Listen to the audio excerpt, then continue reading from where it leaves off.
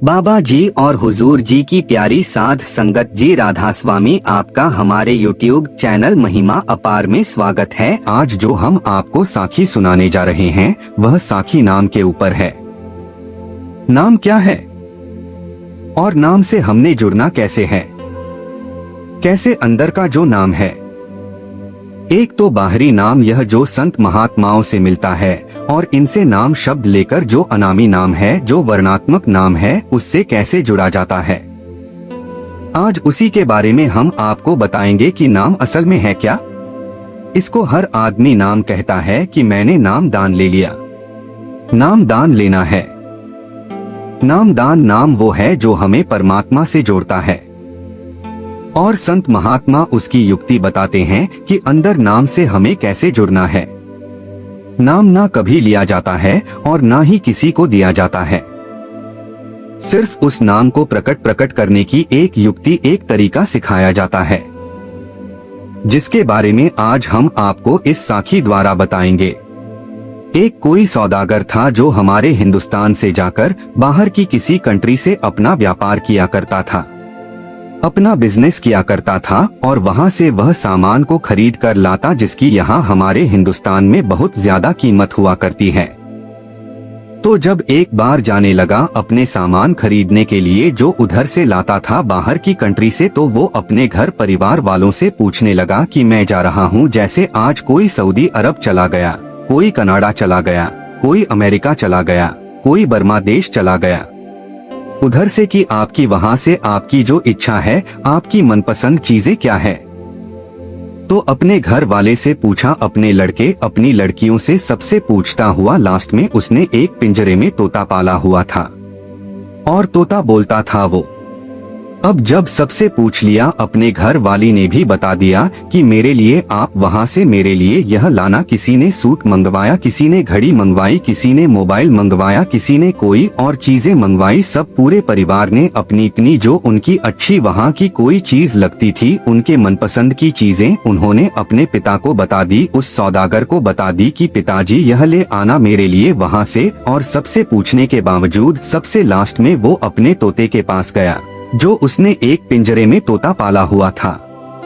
उस पालतू तोते के पास गया और जाकर कहने लगा कि मिट्ठू, मैं कहीं बाहर जा रहा हूँ अपने किसी काम से, और मैं 2-3 महीना या 5-6 महीने बाद वापस आऊंगा, तो आपकी मनपसंद क्या चीज है, मैं आपके लिए खाने को के लिए क्या चीज लेकर आऊं, कौन सी चीज आप ज्यादा खुश होकर खाते हो, कोई फल है, कोई मेवा है, कोई भी चीज आप बताएं, वो मैं आऊंगा जब मैं आपके लिए लेकर आऊंगा। अब जो वह तोता था वह क्षण भर चुप रहा। चुप रहने के बाद कुछ सोचने के बाद कहने लगा कि मालिक, मेरे लिए आप कुछ मत लाना, मगर एक मेरा छोटा सा काम कर देना कि आप जब जा रहे हो अपने बिजनेस के लिए, अपने कारोबार के लिए, और आप जाओगे पानी के जहाज में बैठोगे, रास्ते पैदल के हुआ करते थे, तो जब पैदल जाओगे तो रास्ते में कोई और मेरा भाई मेरे जैसा तोता आपको मिले, तो आप मेरी तरफ से उसको राधा स्वामी बोल देना, सत श्री अकाल या राम राम कह देना कि भाई, तुम्हारा भाई एक मेरे घर पर पिंजरे में कैद है और मैं किसी काम से कहीं बाहर जा रहा था, और उससे मैंने पूछा कि भाई मैं आपके लिए क्या लेकर आऊं, तो उसने मेरे को यही जवाब दिया है कि अगर मेरे जैसा कोई और तोता आपको मिले मेरा भाई, तो मेरी तरफ से उसको राधा स्वामी बोल देना, राम राम बोल देना, सत श्री अकाल बोल देना। अब ये संदेशा लेकर वो सौदागर अपने घर से चला गया। जब चला गया चलते चलते काफी जब दूर निकल गया अपने गांव से, तो एक जमींदार ने अपने खेत की बुवाई करने के लिए बिल्कुल तैयार किया हुआ था, और वहां से जब पैदल जाने वाली वह डंडी थी, रास्ता था, वहां से जब वो सौदागर गुजर रहा था तो उस खेत में काफी सारे तोते बैठे हुए थे। जब वहां सौदागर उनकी तरफ जाने लगा तो कोई टी करके इधर उड़ गया, कोई इधर उड़, सबके सब उड़ गए, मगर उनमें एक बूढ़ा तोता था जो उड़ने में असमर्थ था, उड़ नहीं पाता था। तो वह सौदागर उस तोते के पास गया और उस तोते से कहने लगा कि ये तोता आपका एक भाई मेरे घर में मैंने उसको पालतू तोता बनाया हुआ है और पिंजरे में कैच करके रखता हूँ उसको, और मैं अपने किसी काम से जा रहा हूँ बाहर, और उससे मैंने पूछा है कि भाई मैं इतने दिनों बाद वापस घर लौटूंगा, आपके लिए क्या लेकर आऊंगा। तो उस तोते ने कहा कि मालिक ऐसा करना कि अगर और कोई मेरा भाई मेरे जैसा आपको तोता रास्ते में मिले तो मेरी तरफ से उनको राम राम बोल देना, राधा स्वामी कह देना। तो वह सौदागर उस जंगल के तोते से कहने लगा कि आपका भाई एक मेरे घर पर पिंजरे में कैद है और उसने आपके लिए राधा स्वामी बोली है, सत श्री काल बोला है या राम राम कहकर उसने याद किया है कि उसको मेरी तरफ से कहना। तो जब यह संदेशा उस जंगल वाले तोते को सौदागर ने दिया तो उस जंगल वाले तोते ने उस पिंजरे में जो सौदागर के घर का तोता था उसके बारे में जब सुना तो उसको इतना दुख हुआ, चींक मारी, ठंडा सांस भरा और गर्दन मोड़कर जमीन पर गिर पड़ा और अपने प्राण त्याग दिए। जब यह सीन, यह एक वरदान तो उसकी आंखों के सामने हुआ सौदागर के, जिसने अपने घर वाले तोते के संदेशा उस जंगल वाले तोते को दिया था और उसको इतना दुख हुआ, कहने लगा वो तोता कि एक मेरा भाई और आपने उसको पिंजरे में कैद करके अपने घर पर रखा हुआ है। कितने दिन हो गए उसको पिंजरे में कैद। तो सौदागर ने सारी बात बताई कि इतने दिनों से। कहने लगा ओहो, आपने इतना पाप किया हुआ है, इतना उसको दुख तकलीफों में, इतना उसको बंधन में डाल रखा है। एक जंगल का खुला जीव, आकाश में उड़ारी मारने वाला, खुला घूमने वाला, बागों में रहने वाला वो पक्षी, वो हमारा भाई, हमारा साथी, और आपने उसको इतने दिनों से कैद करके रखा हुआ पिंजरे में। उसने ऐसा कौन सा पाप किया है और उसको इतना दुख हुआ? एक ठंडी सांस भरी और गर्ची चीख मारी और गर्दन मोड़कर जमीन पर गिर गया और अपने प्राण त्याग दिए। जब यह सीन उस सौदागर ने देखा तो उसको बड़ा दुख हुआ। सोचने लगा कि मैंने अच्छा अपने घर वाले तोते का इस तोते को संदेशा दिया, इसको उसके बारे में राम राम बोली या राधा स्वामी बोली और इसको इतना दुख हुआ कि इसने अपने प्राण ही त्याग दिए। पर सौदागर कुछ कर नहीं सकता कि यह तोता तो मर चुका, मैं क्या कहूँ इससे, किससे क्या कहूँ। तो सौदागर आगे को निकल गया, चला गया। चलो भाई, इसकी इसी तरीके से लिखी होगी। इसको तो अपने भाई का बड़ा दुख लगा है। आगे गया समुंदर के तट पर, जहाँ से वो पानी वाले जहाज मिलते थे और पानी के जहाज से पहले ज्यादा जाया करते थे। जैसे ब्रह्मा देश से 6 महीने में जहाज पार लगता था, 6 महीने जाने में लगते थे और 6 महीने आने में लगते थे। खाना पीना सारा राशन उसी में सब कुछ बंदोबस्त होता था। आज तो वो भी ऐसी उनके अंदर स्पीड, ऐसे टेक्निकल इतनी ताकतवर बना दिए हैं कि जो 6 महीने में लगता था अब तो महीने डेढ़ में पहुंच जाता है वहां और इतने दिनों में वापस आ जाता है। आधा टाइम खत्म हो गया, 3 महीने में ही वह रास्ता अप डाउन कर देते हैं। तो वह जब सौदागर जहाज में बैठकर उस देश में चला गया, वहां से उसने पहले जो उसके बाल बच्चों ने, उसके घर परिवार वाले ने सामान मंगवाए थे, वह सब के लिए उसने सामान खरीदे। वह सामान खरीदने के बाद में वह वहां गया जहां से अपना वह सामान खरीदता था, जहां से बिजनेस करता था, वो कारोबार किया करता था। बाहर की कंट्री से सामान खरीदकर यहाँ हमारे हिंदुस्तान में बेचा करता था। वो सामान लिया, सामान लेने के बाद में सबको उस जहाज में लोड करवा दिया और अपने वापस प्रस्थान कर दिया हिंदुस्तान की तरफ। वापस जब आया, जहाज से उतरा, अपने पूरे सामान को उतारा और सबसे पहले वहां गया जहां से वह सामान बेचता था। जिसको सामान देना था उसके पास गया, उसको सारा सामान दिया, उसके जो पैसे थे वो पैसे लिए, उसका हिसाब किताब करके सब कुछ करने के बाद में वापस अपने घर आया। 5-6 महीने के बाद में तो पूरे घर परिवार वालों से मिला, इतने प्रेम प्यार से बहुत ही, और सबके लिए वो सामान लाया जो उनके घर परिवार वालों ने मंगवाए थे और उनके लिए खाने पीने के लिए भी कुछ सामान लेकर आया। बड़ा खुश था पूरा परिवार, मगर वह पिंजरे में जो तोता था वह अभी दूर था, उसको अलग बांधा हुआ था, एक पेड़ में उसका पिंजरा लटकाया हुआ था। जब लास्ट में सबसे मिल मिलाकर वो उस तोते के पास गया, कहने लगा कि हाँ मिट्टू सुनाओ आपका हालचाल क्या है। कहने लगा मालिक ठीक हूँ मैं, आप सुनाओ अपना, आप गए हो इतने दिन में आए हो, आपका कारोबार आपका बिजनेस ठीक रहा? सब कुछ बताया कि हाँ जी ठीक रहा सब कुछ, मैं लाया हूँ सामान जो लाता हूँ उसको वहाँ भी देकर आया हूँ जहाँ मैं बेचता हूँ इधर हिंदुस्तान में, और ये कुछ सामान लाया हूँ, मगर अब ये आपकी राजी खुशी लेकर मैं आपको वो संदेशा देने आया हूँ जो आपने मेरे को जाते वक्त कहा था कि मालिक मेरे लिए तो आप और कुछ मत लाना मगर एक मेरा छोटा सा काम कर देना। और आपने बताया था कि मालिक अगर आप जा रहे हो रास्ते में कोई मेरे जैसा तोता कोई आपको मिले मेरा भाई, और तो उसको मेरी तरफ से राधा स्वामी बोल देना, राम राम बोल देना या सत श्री अकाल बोल देना। तो वह सौदागर अपने घर वाले तोते से कहने लगा कि भाई मैं जा रहा था तो एक रास्ते में एक जमींदार ने अपना खेत बुवाई के लिए तैयार किया हुआ था और उसमें काफी तोते बैठे हुए थे। जब मैं उनकी तरफ बढ़ा तो वो धीरे धीरे टी टी करके कोई इधर उड़ गया, कोई इधर उड़ गया। मेरी बात सुनने को तैयार नहीं था, मगर उन्हीं तोतों में एक बूढ़ा तोता था, बुजुर्ग तोता था जो उड़ नहीं पाता था, उड़ने में असमर्थ था।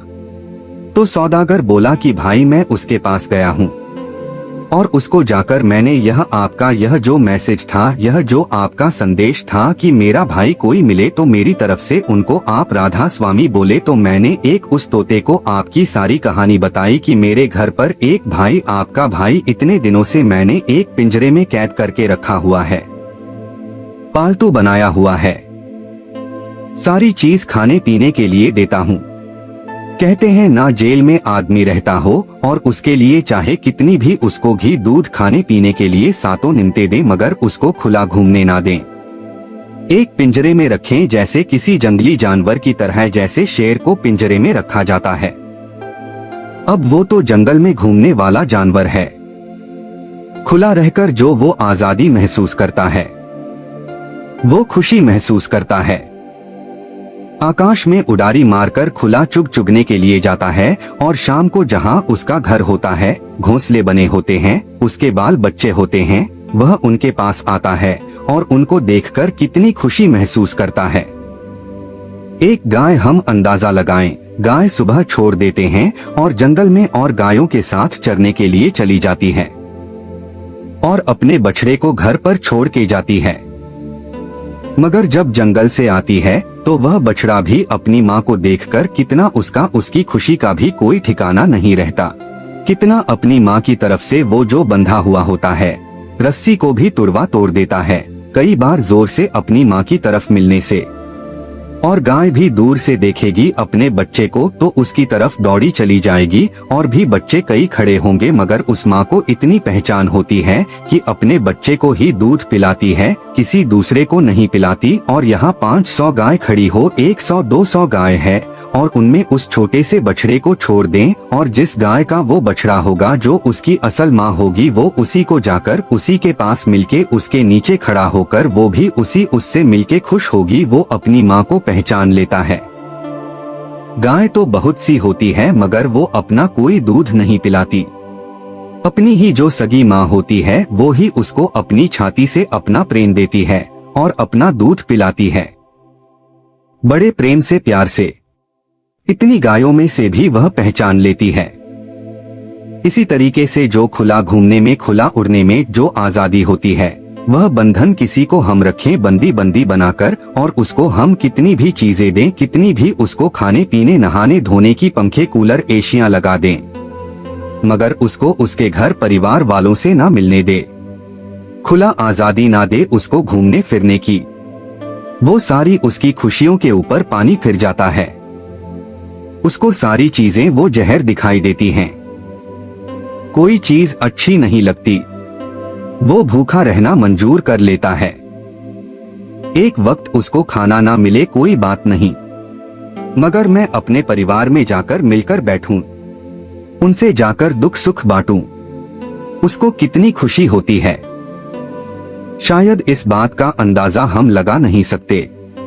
इसके उन दोनों के बिछोड़े का जो दुख होता है, या तो वो जानते हैं या वो परमात्मा ही जानता है कि उनको कितना दुख होता है। हमारा भी आज कोई बच्चा कोई गलत काम कर देता है, उसको जेल हो जाती है 2, 4, 5, 10 साल की, और जिस दिन वो सजा भोग कर वापस आता है, अपने घर परिवार वालों से, समाज से, सारे रिश्तेदारों से मिलता है, उस दिन उसको कितनी खुशी होती है।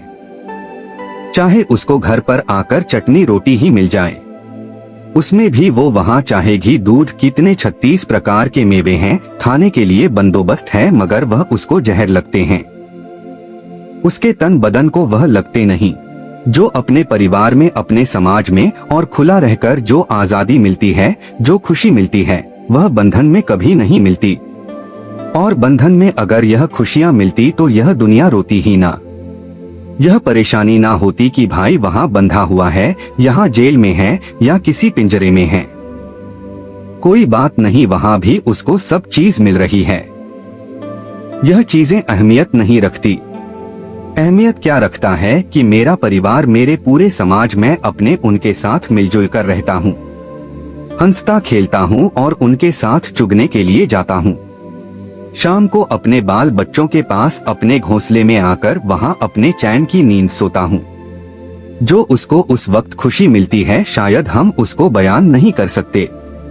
तो जब उस सौदागर ने अपने उस घर वाले तोते की, जो जंगल में तोता था, उसके बारे में बताने लग रहा था, बता रहा था कि भाई मैं जब जा रहा था तो एक खेत में बहुत से तोते बैठे हुए थे और सब उड़ गए, मगर उनमें भी एक बुजुर्ग तोता था, बूढ़ा तोता था जो उड़ने में असमर्थ था, उड़ नहीं पाता था। और मैं उसके पास गया हूँ और उसको मैंने आपका सारा हाल बयान करके सुनाया है। और जब उसने यह पूछा कि वो पिंजरे में रहता है, अंदर कैद है, आप उसको खुला छोड़ते नहीं हो उड़ने के लिए, कहने लगा ना मैं नहीं छोड़ता हूँ उसको।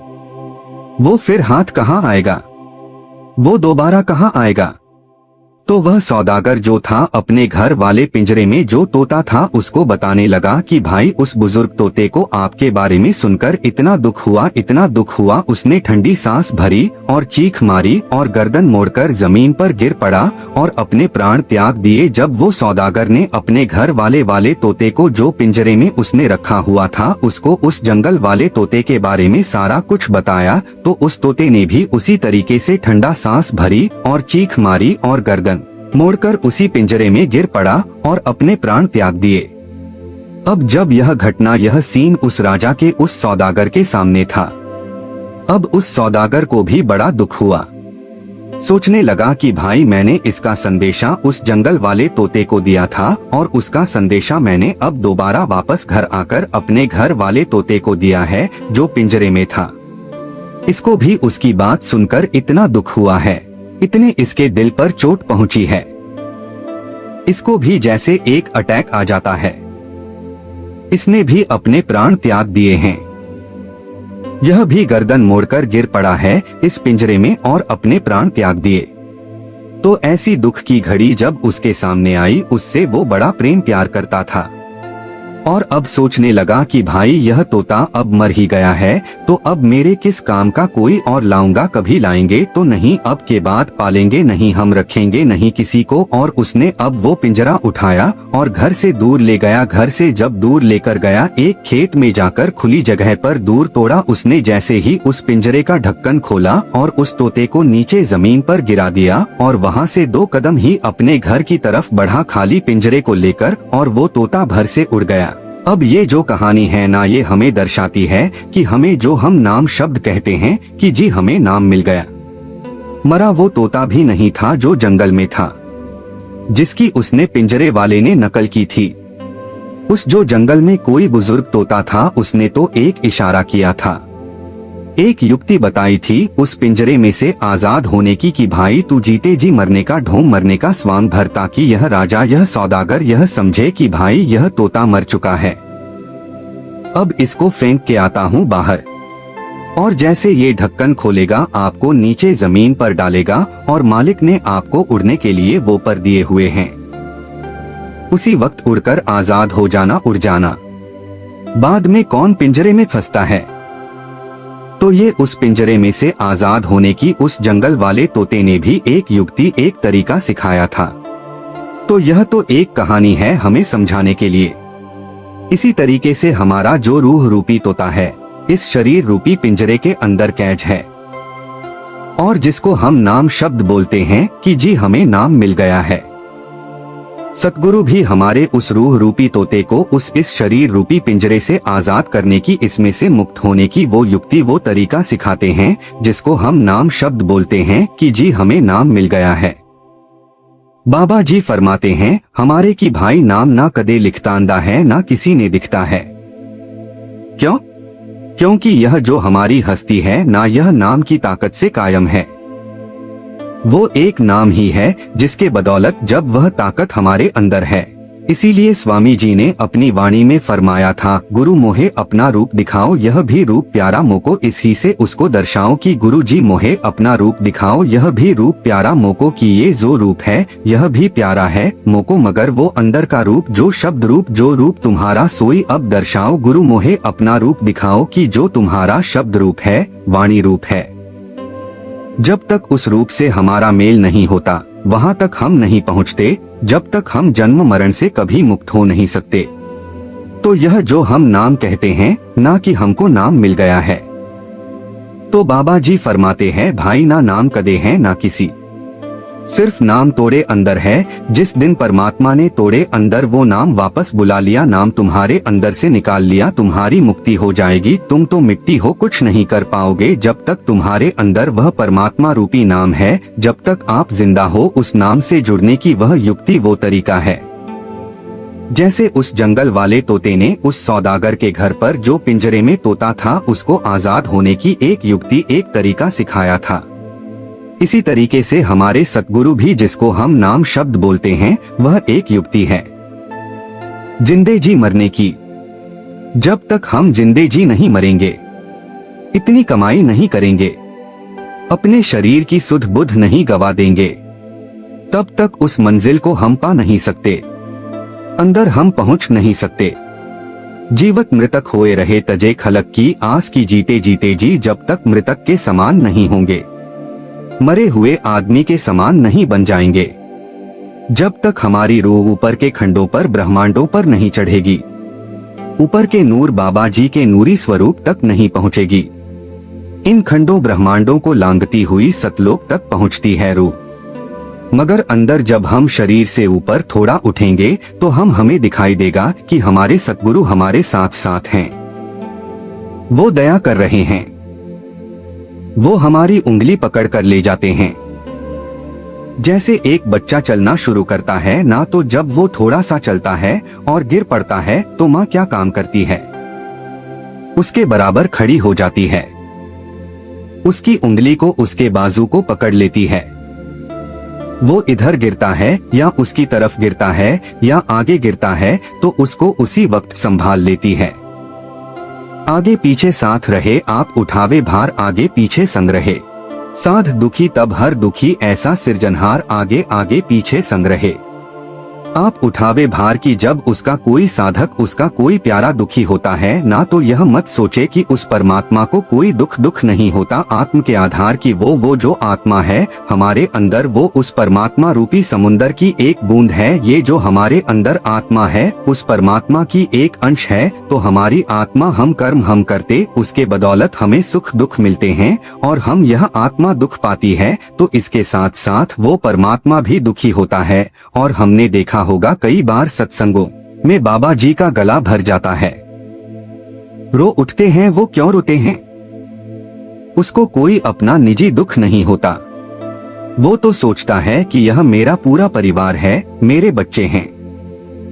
उसके जो बच्चे हैं वह तो उसकी जमीन जायदाद के हिस्सेदार हो सकते हैं, मगर पूरी सृष्टि, पूरी कायनात उसकी रूहानियत दौलत की हकदार है। उसमें उसके वो बच्चे भी बराबर हैं और हम भी बराबर हैं। उनके ऊपर भी कभी वो ऐसा नहीं कि ऐसा ही मौज कर दी कि लो आपको, आप अंदर की खुशियां मिल लो, आनंद करो, चलो प्रखंडों ब्रह्मांडों पर कमाई उनको भी करनी पड़ेगी। यह नहीं कि वो मालिक हमसे तो हमको तो इतना जोर देते हैं और अपने घर परिवार वालों को तो उनके ऊपर ऐसी मौज कर देते, वो मिनटों सेकंडों में सचखंड तक होकर आ जाते हैं। इसीलिए बाबा जी फरमाते हैं, भाई यह करनी का मार्ग है, गल का मजबूर नहीं करोगे तो कुछ पाओगे नहीं, तो खाली हाथ मलते रह जाओगे, खाली हम अपने हाथों को मलते रह जाएंगे, कुछ नहीं मिलने वाला। आज हम जिंदे जी, अगर हमने रिश्ता नहीं जोड़ा तो मरने की कोई गारंटी नहीं है कि मरने के बाद हम किसको पकड़ेंगे, क्या ताकत रहेगी हमारी जब हमारी हस्ती ही खत्म हो जाएगी और वो रूह, वो परमात्मा की अंश है, वो परमात्मा में जाकर मिल जाएगी, या उसको अपने कर्मों के मुताबिक फिर नीचे आना पड़ेगा, नरकों में जाना पड़ेगा, फिर जन्म लेने पड़ेंगे। जैसी हमने इच्छा धारण की है, कोई मन के अंदर कोई चीज लेकर बैठ गए हैं, उस इच्छा को पूरी करने के लिए फिर दोबारा मालिक भेज देता है। जैसे किसी कोई सत्संगी भाई था और उसको कोई ऐसी हारी बीमारी लग गई जिसके डॉक्टरों ने उसको बताया कि आपको मांस खाना पड़ेगा, तब आप बच सकते हो, नहीं तो आपका इलाज नहीं है। तो वो सत्संगी भाई था, कहने लगा मेरे को मरना मंजूर है मगर मैं मांस नहीं खाऊंगा, मैं तो राधा स्वामी हूँ, मैं तो सत्संगी हूँ, मैं मांस का प्रयोग नहीं करूंगा। तो उसने नहीं खाया, मगर अंतिम समय जब श्वास निकलने लगे तो उसके मन में आया कि इतना डॉक्टरों ने बताया, मैं इतना जिद पर अड़ा रहा कि भाई मैं इस चीज को यूज नहीं करूंगा, शायद मैं एक आध बार खा लेता तो मेरी जान बच जाती, आज मैं इस दुनिया से ना जाता, मैं क्या पता 10, 20, 50 साल और जी जाता, अपने घर परिवार वालों में और मिलकर रहता इनके साथ इकट्ठा। मगर मेरे को जो डॉक्टरों ने बताया कि यह चीज नहीं यूज करोगे तो आप बच नहीं पाओगे। अब इधर से आखिरी श्वास चल रहा था और उसके मन में ऐसा भाव आ गया, तो कहते हैं ना, अंत समय जो माया सिमरे सर्प जोन वल वाल उतरे, अंत समय जो मालिक की तरफ ध्यान हो मालिक में लीन हो जाता है, मालिक में मिल जाता है, जो बाल बच्चों की तरफ ध्यान जाता है उसको सुअर की जूनी मालिक दे देता है, जो स्त्री की तरफ देखता है कि मेरी स्त्री जवान है, मेरा स्त्री ये किसके सहारे रह रहेगी, क्या होगा, वो वैश्या की योनि में जाता है। तो अंत समय जहां जिसका ख्याल चला गया वो उसी राह में बह जाता है। तो इसी तरीके से वो नामदानी होते हुए भी उसके मन में यह भावना जाग गई थी कि अगर मैं एक आध बार खा के देख लेता शायद बच ही जाता, मैं जा रहा हूँ। तो वो उसके मन में वो भाव पैदा हो गया और इतने में उसकी सांसों रूपी पूंजी जो थी वो खत्म हो गई। तो उसके मन में आया था अंतिम समय में यह भाव, तो मालिक ने उसको शेर की योनि में भेज दिया कि ले भाई आपको मांस खाने की आपके अंदर एक अंतिम समय में भाव जाग गया था, उसके बदौलत अब मांस खा ले जितना जी करे तेरा। और कोई वह जब गुजरा था तो उसकी एक कुटिया बना दी थी। तो हमारे जो कहते हैं ना पितरों को खिलाए हम पितरों को मनाए, होली दिवाली कोई तीज त्योहार होती है हम उसकी मजार बना देते हैं, दरगाह बना दी उसकी, उसके ऊपर दिया जलाते हैं और उसको जाके वहाँ प्रसाद बांटते हैं। और जब ऐसे ही किसी का लड़का जा रहा था, दिवाली के टाइम था, और अपने पिता की उस कुटिया पर जाकर कि वहाँ प्रसाद भी चढ़ाऊंगा, उसको भोग लगाऊंगा, उनको भी मनाएंगे अपने पितरों को भी, और यह खा लेगा। जैसे थाली ले जा रहा था अपने पिता की उस कुटिया के ऊपर जो मर चुका था, जिसने मांस खाने की इच्छा धारण की थी। तो बाबा जी प्रकट हो गए। यह बात महाराज सावन सिंह के वक्त की है। तो बाबा जी ने बताया कि बेटा कहाँ ले जा रहा, इस थाली को, इसमें सारे मिठाइयाँ हैं और जोत बत्ती है, सारा कुछ है। तो उसने कहा बाबा आज दिवाली है, त्योहार है और अपने पितरों को भी हमने खिलानी है, मेरे पिता की ये दरगाह है, मैं उसको भी जाकर खिलाता हूँ, पहले भोग लगाता हूँ, ज्योत बत्ती करता हूँ। तो बाबा जी ने उसको बताया कि बेटा तेरे पिता को तो भूखे बैठे हुए को आज 7 दिन हो गए हैं, उसको कोई शिकार नहीं मिला है, उसने कुछ नहीं खाया है, भूखा जंगल में बैठा है। कहने लगा महाराज वह कहाँ है? कहने लगा वो शेर की जनी में है इस वक्त। तो वो लड़का कहने लगा कि बाबा उसको तो नाम शब्द मिला हुआ था, वो तो सत्संगी था, वो शेर की योनि में कैसे चला जाएगा, उसको तो मालिक खुद लेकर जाते हैं। तो वो बाबा कहने लगा बेटा नहीं, उसने अंतिम समय वो इस बीमारी से मरा था और उसको यह था और डॉक्टर ने बताया था कि आप मांस खा लो, मांस खाओगे तो आप ठीक रहोगे, बच पाओगे नहीं तो कोई बचने की उम्मीद नहीं है। और वह कहता था मैं सत्संगी हूँ, मैं नहीं मांस के नजदीक जाऊंगा। और इधर श्वास रूपी पूंजी खत्म हो गई थी। 2 4 5 बचे होंगे श्वास उसके जब अंतिम समय था, सांस निकल रहे थे और उसके मन में यह भाव आ गया कि मालिक क्या पता मैं वो मांस खा लेता डॉक्टरों के कहने से तो बच ही जाता। अंतिम समय मेरे मन में वो मांस खाने की वो अंदर से उत्पन्न हो गए थे मेरे विचार बचने के लिए, और वह अंत के समय के में उन्होंने मांस खाने की जो सोची उसकी रूह निकली सीधी शेर की जनी में गई के ले भाई तू मांस खा, मांस खाने से तेरा कितना फायदा होता है। आज वो 7 दिन हो गए उसको भूखे बैठे हुए को, उसको कोई शिकार नहीं मिली है कि भाई अगर खिलाता है तो यह थाली उसके पास ले जा। उधर कहने लगा बाबा वह तो मेरे को ही मार देगा। फिर तो उस लड़के से वह जो बाबा था, बाबा जी ने कहा जा बेटा मैं कह रहा हूँ तेरे से कुछ नहीं कहेगा, उसके सामने जाना आराम से और थाली 10 कदम दूर रख के आप पीछे की तरफ हट जाना, कुछ आपको नहीं मारेंगे और उसकी भी मुक्ति हो जाएगी। जैसे वो थाली लेकर गया तो वो सिर नीचे करके बैठा हुआ था, भूखा प्यासा 7 दिन हो गए थे उसको भूखे को। और जब जाके उसने वो थाली नजदीक ले गया, सतगुरु ने कहा जा मैं तेरे साथ हूँ, तेरे को कुछ नहीं होने दूंगा। और ये थाली उसके नजदीक रख और लेके गया और उसी तरीके से वापस हट गया उल्टे पैरों और दूर से देखता रहा। और उसने वो आगे की तरफ बढ़ा थाली की तरफ और उसने वो जितनी मिठाइयाँ थी सब कुछ खाया। और खाने के बाद 1 मिनट बैठा रहा, बैठे बैठे एकदम गिरा नीचे और उसकी मुक्ति हो गई। तो वह मुक्ति जब वो बाबा जी ने की थी और वह भी उसको दर्शा दिया था कि ले भाई आपकी इच्छा भी मैंने पूरी कर दी। अंतिम समय जो आपके मन में एक ख्याल पैदा हो गया था उस योनि में से भी, हालांकि सतगुरु जिसकी एक दफा बाह पकड़ लेते उसको छोड़ते तो नहीं है, चाहे वो अपने कर्मों के मुताबिक नीचे भी चला जाए, कहीं एक ना एक दिन उसको जरूर फिर वहाँ से भी निकाल कर लाते हैं। मगर हमें ऐसा क्यों करना है? ऐसे भाव अपने अंदर क्यों पैदा करने हैं कि हम इंसान की जनी से और नीचे इंसान से तो हमें भगवान बनना चाहिए था, मगर हम इंसान से हैवान बन जाते हैं, वो स्वान बन जाते हैं। स्वान कुत्ते को बोलते हैं कि हम कुत्ते बिल्ले राक्षसी चीजें खाने की फिर इच्छा जाहिर कर लेते हैं और वो जो इच्छा है हमें लेकर डूब जाती है, हमें ले बैठती है। ये इच्छाओं तृष्णाओं से ही हम इस दुनिया में फंसे हुए हैं, इस महत लोक में फंसे हुए हैं। जिस दिन हमारी ये खत्म हो गई उस दिन तो हमें अंदर मालिक अपने पास बुला लेगा। जब तक हमारे पर बंधन है कर्मों का भुगतान है, जब तक हम यही हैं, जिस दिन हम इतने नेक अपने आचार विचार संत महात्माओं के उनके प्रति उनके जैसे हमारे सारे विचार हो गए, हमारी जो कथनी है वो करनी में बदल गई और हम उनका भजन सुमरन में रात दिन लीन रहते हैं, तो एक दिन उन्हीं का रूप बन जाते हैं। हम आवागम के चक्कर से ऊपर उठ जाते हैं, हम कभी जन्म मरण के चक्कर में आते नहीं हैं, इस 84 लाख जिया जोन से बच जाते हैं। मगर बचते जब है जब हम अपने सतगुरु के नियमों पर, उनके असूलों पर, उनके वचनों पर चलते हैं। तो यह मैंने शुरुआत की थी नाम के ऊपर कि जो हम कहते हैं हमें नाम मिल गया।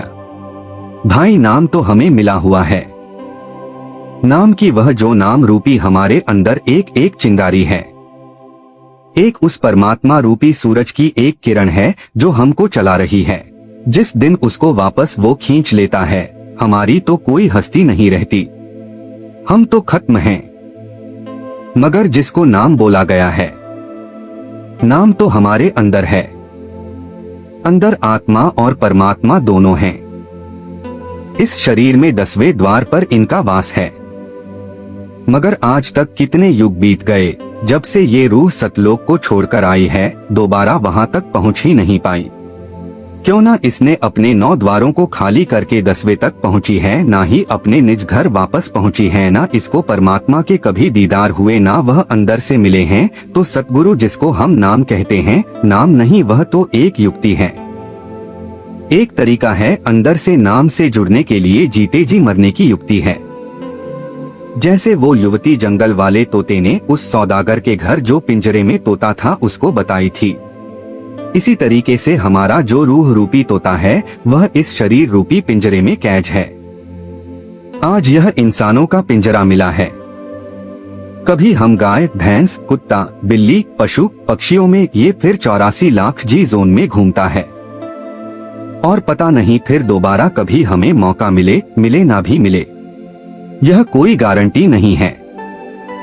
हमारे हाथ में कुछ नहीं है। अगर आज 84 लाख जिया जून हैं, हम एक साल भी हर जून का लगाएं तो 84 लाख वर्ष कब होंगे हम अंदाजा नहीं लगा सकते। और हमें जबकि खूब पता है कि कई चीजें भी ऐसी हैं। कई पेड़ पौधे पहाड़ कैसे जीव पैदा किए जिनके हजारों साल उम्र है। एक कछुए की 300 साल उम्र होती है, पानी में रहता है। इंसान की तो 60, 70 साल, 100 साल पे अब पुराने बुजुर्ग पहुंच गए। अब की जो युवा पीढ़ी है, अब का ऐसा खान पान है, कोई नहीं जाता। 70-80 साल से ऊपर 70-75 साल, उनके बीच में ही 60 साल के बाद में ही बस उनकी छुट्टी है। क्यों? खान पान इतना कमजोर हो गया है, शरीरों में ताकत ही नहीं रही। हर चीज में मिलावट है, हर चीज में जहर है। जो हम खाते हैं, साग सब्जी जितनी भी चीजें हैं, सबके अंदर मिलावट है। तो हम और आगे ना जाते हुए हमें समझना है कि नाम शब्द क्या है और कैसे अंदर से हमने अपने इस शरीर रूपी पिंजरे में से उस रूह को निकालना है कि जो हमको हमारे सतगुरु ने युक्ति तरीका बताया है। और कोई युक्ति तरीका है नहीं इस शरीर में से रूह रूपी तोते को निकालकर अंदर परमात्मा तक पहुंचाने का। अंदर खुला उन खंडों ब्रह्मांडों पर चढ़ने की कोई और युक्ति नहीं है। यही युक्ति, यही तरीका है जिसने इसके ऊपर अमल करके सतगुरु के में हर वक्त लीन रहता है। उनकी भजन बंदगी में एक न एक दिन मालिक भी मौज कर देता है। हम अपने नियम के, अपने असूलों के पक्के रहे, तब परमात्मा हमारे पर दया मेहर करता है। अगर आप हमारे रूहानी साखियां चैनल पर नए हैं तो हमारे चैनल को लाइक व सब्सक्राइब जरूर करें। जब कि यह साखी आपको पसंद आए नहीं तो कोई जरूरी नहीं है। और कमेंट में राधा स्वामी लिखें और यह भी लिखना कि हम कौन से स्टेट, कौन से एरिया से सुन रहे हैं और हमें यह साखी कैसी लगी, कहां से हमने कोई गलती की या हमारे समझाने में कोई गलती रही। जो भी आपको महसूस हो उसके बारे में आप जरूर लिखना। राधा स्वामी जी।